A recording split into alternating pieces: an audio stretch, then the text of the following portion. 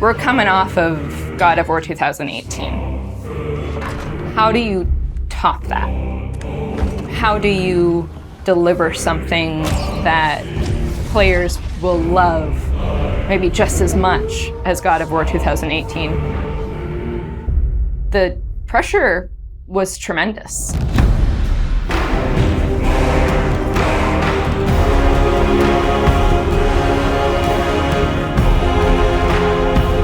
My name is Ariel Angelotti, and I am the senior producer for narrative. My name is Richard Gobert. I'm the story lead for God of War Ragnarök. I'm Jody Kupsko, and I'm the supervising dialogue designer. It's my job to shape the story along with our writing team, our narrative director, and game director. As a producer, it's my job to help build a team to create that content, to own the schedule in realizing that content. I oversee the dialogue production throughout the entire titles. Every line of dialogue that you hear, every human vocalization and effort and grunt, our team touches. So I'm a man now, like you? No. We are not men. We are more than that. The responsibility is far greater. In the story of God of War 2018, we find Kratos seemingly having turned over a new leaf in the Norse lands. He lives a quiet life, hidden in the woods with his wife Faye and their son Atreus. And the story starts with them mourning her death, and we learn that she made a final request before she passed away. She wanted them to spread her ashes from the highest peak in all the 9 realms.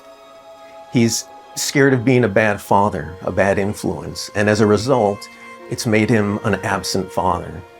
His greatest fear is that he's passed that evil that's inside of him onto his son. You are too quick to temper. You are rash, insubordinate, and out of control. This will not stand. You will honor your mother and abandon this path you have chosen.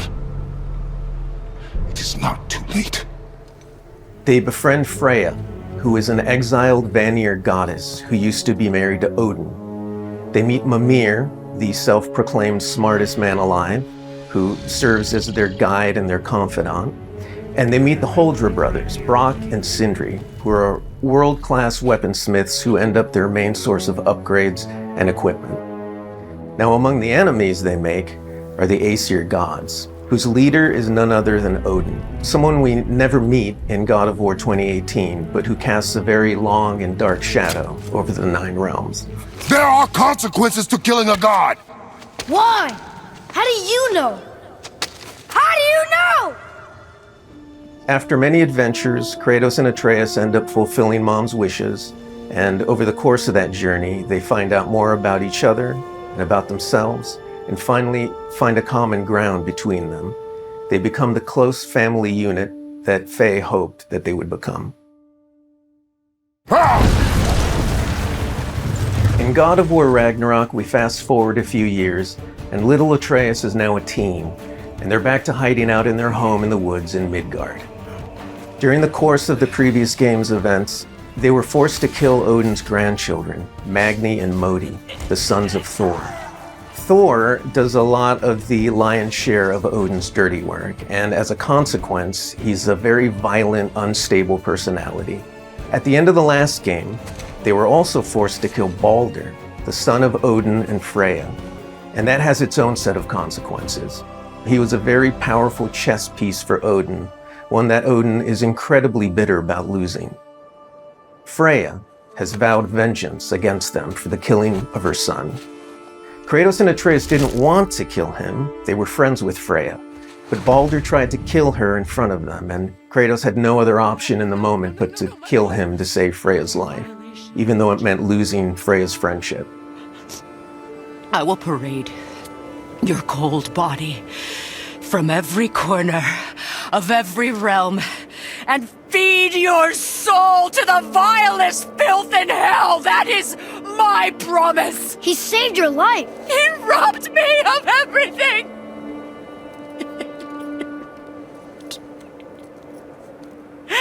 Everything. His death is also foretold to bring about Fimbulwinter, which is a brutal 3-year winter that is then followed by Ragnarok. It's an apocalyptic war between all the Norse gods, the giants, the dwarves, and the elves, and an army of the dead. They're all destined to fight in a battle that basically ends the world. Kratos is understandably worried about his son and what it means for him.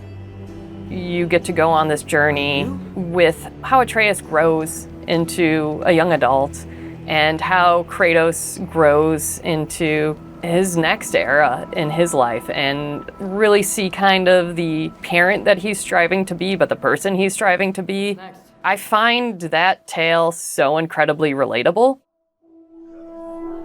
We had started shooting plenty of content before the pandemic hit. In fact, the week before we all went work from home, we were doing a shoot. I remember being on and off that set, running back to the office and having to talk to studio leadership about what was going down and how this was going to impact us moving forward. And those were trying times. For us, it was a very unique challenge because we had to bring in actors and we had to record them. And so we had to look at different ways of adapting our typical motion capture process and dialogue recording process so we can continue production and continue at the quality that we wanted for our players and our fans. We had some actors stand in for other characters, actors who were already, who were like core to one of the scenes, might just be able to play a background character in another scene to be able to avoid a situation where too many people were on set on any given day. We avoided compromising the story that we were trying to tell as a result of the pandemic and these limitations that we had to deal with. There were no cinematics that we changed. We still have the same characters in them in the final game. We just had to get a bit creative with how we shot the content. Our actor for Atreus, Sonny, is a teenage boy, and his voice changed dramatically throughout the several years on this title. I don't want to fight anyone. I just want answers. We had to go in and even out that performance so it sounds like it took place over a short period of time. That was a unique challenge on this one. The prophecies say Fimbulwinter leads to Ragnarok. War is coming. Whether the Norse saga was going to be a trilogy or just 2 games was something we debated a lot. There were obviously pros and cons for either approach. So we waited for Cory Barlog to weigh in, and he did, and he said, let's do it in 2. The consequence to that is, how do you wrap up this story in one game and do Ragnarok justice? How do we lead up to that and then have a big moment at the end of the game and wrap up all those loose threads? This game is bigger than what we initially envisioned. There's a lot of important story moments that we needed to cover. There are more characters that we follow the threads of. And ultimately, it ends up feeling big and epic because there is a lot there for people to enjoy. I am very excited for folks to see this final chapter. A lot happens. We put our characters through the ringer, but we also bring them closure and we provide answers to a lot of the questions the first game posed. Just all of the new combat that we're doing and the new interactions. There's a lot of stuff that's happening in this title that I think people are going to have fun with. We all have our own personal Ragnaroks to deal with. And this story is about how you process that, how you own it, and how you make it a part of yourself and grow from it. I mean, we set some stuff up at the end of last game. There's going to be some consequences this game. We're going to see how things play out between Freya and Kratos. We're going to see how the evolution of the family relationship continues. You got Brock and Sindri, the dwarves, who are kind of part of your makeshift family now. And there's going to be some other characters that we introduce that maybe going to disrupt the balance a little bit. I can't wait until players get their hands on the game, are able to experience how the story unfolds for themselves. We have, I think, an incredibly well-rounded game. Very satisfying combat, beautiful and rich environments to explore, outstanding character art, a lush and moving soundtrack and soundscape. It's the work of hundreds of very dedicated artists, and they all have their own stories to tell.